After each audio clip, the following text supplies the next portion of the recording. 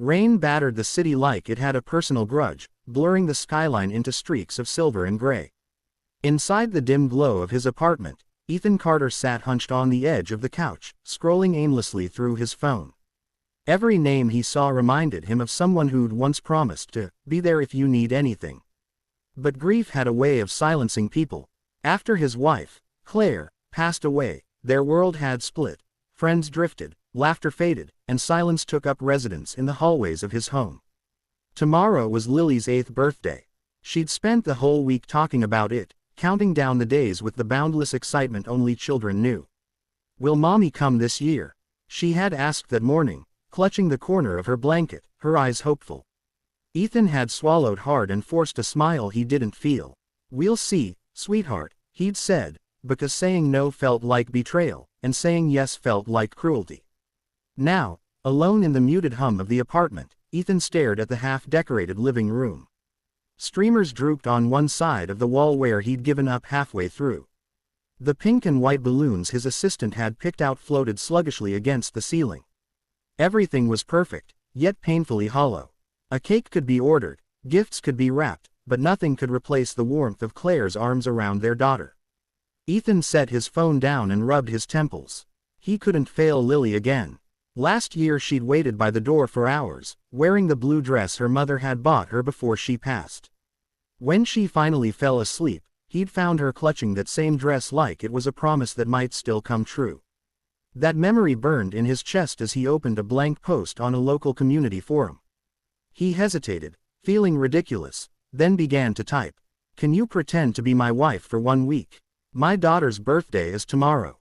She's 8. I don't want her to be disappointed again. I'll explain everything. Please. No judgment, just kindness." He stared at the words for a long time, fingers trembling over the keyboard. It was madness, desperate, unthinkable, and then, with a breath that felt like surrender, he hit post. Across the city, in a cramped apartment that smelled faintly of instant coffee and rain-soaked laundry, Ava Summers was scrolling through job listings for the 3rd hour straight. Her laptop screen flickered as if mocking her dwindling patience. Administrative assistant, experience required. Receptionist, full-time only. Model wanted. Must have portfolio. She had none of those things. Just a stack of unpaid bills on her desk, an eviction notice taped crookedly to the fridge, and the hollow ache of wondering when life had stopped being kind.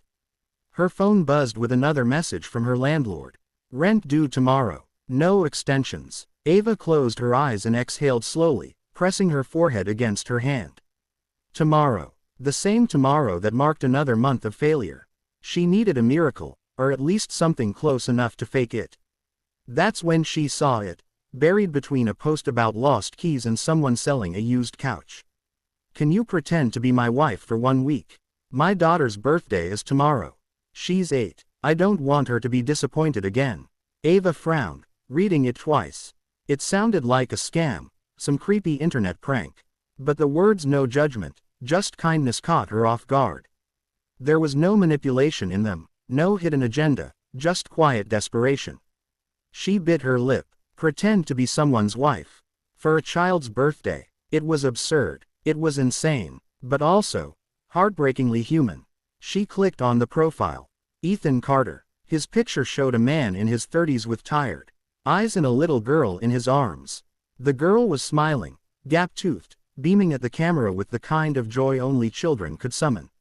Something tugged at Ava's chest.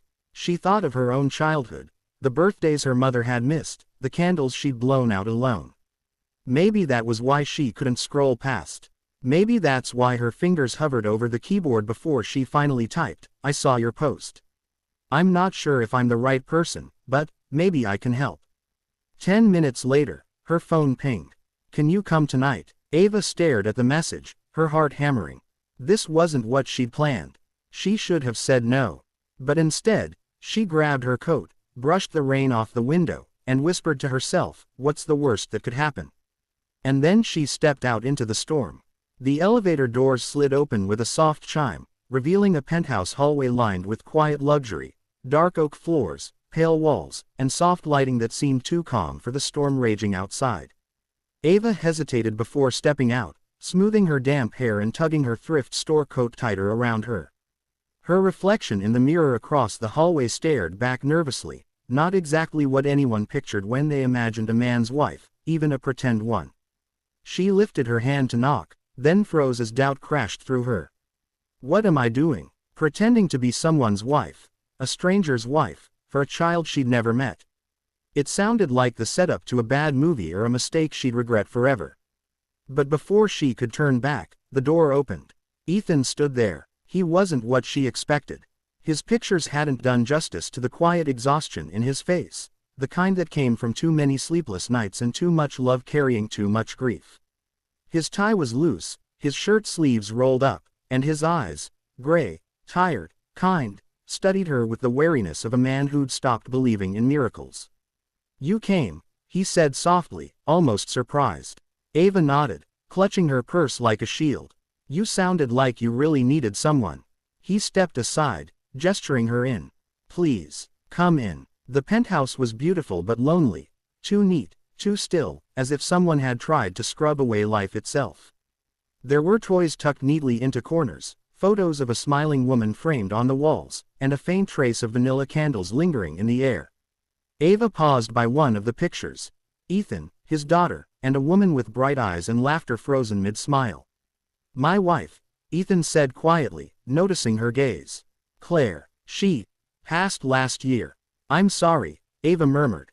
He nodded, swallowing. You don't have to apologize. His voice cracked, and he took a shaky breath. I just don't want Lily's birthday to feel empty again. Ava's chest tightened. She looked at him. This man clinging to a sliver of hope for his daughter, and her decision settled like gravity. I'll do it, she said finally, voice steady. For her. For the first time that night, Ethan's eyes softened with something almost like relief. Morning sunlight spilled softly through the wide kitchen windows, painting gold across the marble counters and half-inflated balloons. The smell of pancakes and vanilla filled the air, a fragile attempt at normalcy. Ava stood by the stove in one of Claire's old aprons, the fabric too big, the moment too surreal. She'd barely slept. Every creak of the apartment, every sigh from the next room, reminded her of the strange promise she'd made to a man she'd just met. Ethan entered quietly, still in his worn gray t-shirt, hair mussed from a restless night. For a moment, he just watched her, the way she moved around the kitchen, tentative but gentle, as though afraid to disturb. The ghost still lingering there. You didn't have to cook, he said softly. I needed something to do, Ava replied, forcing a small smile. Helps calm the nerves. He nodded, almost grateful for the distraction, and began setting the table, paper plates decorated with cartoon ponies, bright pink napkins, and a single candle for the cake that would come later. The air was thick with unspoken things. Then, soft footsteps echoed down the hall. Daddy, a sleepy voice called. Ethan froze. Ava's heart kicked hard against her ribs. He turned just as Lily appeared in the doorway, small and bright-eyed, wearing a glittery tiara over her messy curls. Her gaze shifted between the two adults, confusion flickering first, and then pure, radiant joy. Mommy, she gasped, running forward before either of them could react. Ava's throat tightened. The word hit like a physical blow. Instinctively, she knelt, catching the little girl in her arms. Lily's tiny hands gripped her face as she whispered, You came back. Daddy said maybe, but I knew you would. Ethan looked away, jaw tight, fighting tears. Ava swallowed hard, her voice barely steady. Of course I did, sweetheart. I wouldn't miss your birthday for the world. Lily beamed, the kind of smile that could melt even the heaviest grief. She began chattering about her party plans, the unicorn cake, the games, the magic show she'd planned with her dolls. And as Ava listened, smiling through the ache, something inside her shifted. This wasn't just a role anymore. This was a child's fragile happiness, and she was now the keeper of it. Ethan met her gaze from across the room. For a long, silent moment, the lie didn't feel like a lie at all.